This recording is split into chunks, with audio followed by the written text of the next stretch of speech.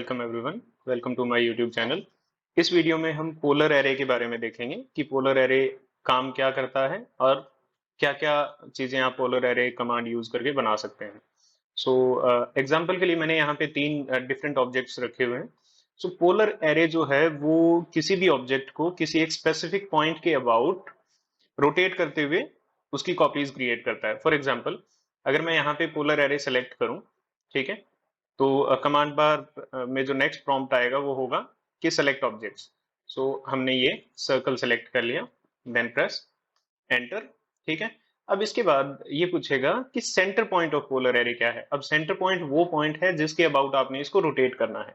So centre selection जो है उससे बहुत इंपैक्ट पड़ेगा कि आपका जो एंड प्रोडक्ट है वो क्या है। फॉर एग्जाम्पल, मैं यहाँ पे अगर सेंटर लेता हूँ तो ये मल्टीपल कॉपीज यहाँ पे क्रिएट हो गई हैं, और अगर मैं इसी कॉपी को नंबर ऑफ कॉपीज को इंक्रीज कर दूं तो एक बहुत अच्छा जियोमेट्रिकल पैटर्न इसमें हमें मिलेगा। फॉर एग्जांपल, अगर हम 100 कॉपीज इसमें रखें तो इस टाइप से जियोमेट्रिकल पैटर्न बन जाएगा। और जो एंगल है हम उसको भी रेस्ट्रिक्ट कर सकते हैं यहाँ से। जैसे कि मैंने अगर इसी पैटर्न को 180 डिग्री ही रखना है तो ठीक है, नंबर ऑफ रोज भी हम इंक्रीज और डिक्रीज कर सकते हैं। अगर मैं नंबर ऑफ रोज इसमें 2 कर दूं तो ये polar array same number of object इसमें है, सेम ही ऑब्जेक्ट इसमें है, और 180 डिग्री के लिए ही है। तो ये जो रोज है ये बेसिकली आप यहाँ पे जितना मर्जी चाहें चेंज कर सकते हैं।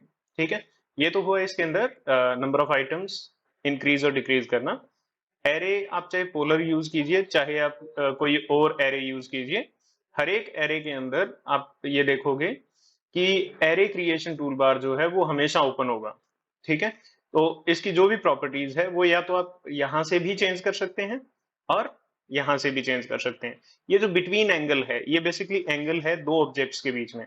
अगर आप इस एंगल को इंक्रीज करोगे तो नंबर ऑफ आइटम्स आपके ऑटोमेटिकली चेंज हो जाएंगे। फॉर एग्जाम्पल, अगर आप यहाँ पे देखें तो हमने जैसे ही नंबर ऑफ बिटवीन एंगल जैसे ही हम इंक्रीज करते हैं ये यहाँ पे इंक्रीज नहीं होगा, बिकॉज नंबर ऑफ आइटम्स हमने फिक्स कर दिए हुए हैं। अगर मैं नंबर ऑफ आइटम्स यहाँ पे इंक्रीज कर दूं तो ऑटोमेटिकली जो बिटवीन एंगल है वो कम हो जाएगा। ठीक है, ये हमारा है एरे। अब इसमें मैं बेस पॉइंट की जो स्टार्टिंग में बात कर रहा था, इसी बेस पॉइंट को अगर हम किसी और पॉइंट पे लेके देखें तो उससे आपको पता लगेगा कि पैटर्न में कैसे डिफरेंसेस आ सकते हैं। लास्ट टाइम हमने जो बेस पॉइंट लिया था वो बाहर लिया था जिससे एक डिफरेंट टाइप का पैटर्न बना था। इस बार हम इसी के पेरीमीटर के ऊपर, इसी सर्कल के पेरीमीटर पे बेस पॉइंट लेंगे। तो ये हमने select object, press enter, then मान लीजिए मैं बेस पॉइंट ये ले रहा हूँ इसका। अब जो पैटर्न है वो टोटली डिफरेंट है पहले वाले से। ठीक है, सो ये तो हुआ विद सर्कल। अब अगर आपने कोई इरेगुलर ऑब्जेक्ट भी बनाया है तो उससे भी आप एक बहुत अच्छा ज्योमेट्रिकल पैटर्न एरे से बना सकते हो, पोलर एरे से। ठीक है, अ, अब एक एग्जांपल के लिए मैं यहाँ पे इलिप्स ले लेता हूँ, प्रेस एंटर, देन कोई भी आप ऑब्जेक्ट ले लीजिए। अब इसका जो पैटर्न है वो आप देख पाओगे कि काफी अच्छा पैटर्न जो है वो इससे बन रहा है।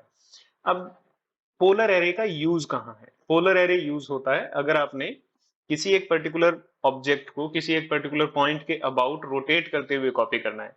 फॉर एग्जांपल, अगर आप किसी पंखे को ड्रॉ कर रहे हो, ठीक है, तो उस केस में उसकी जो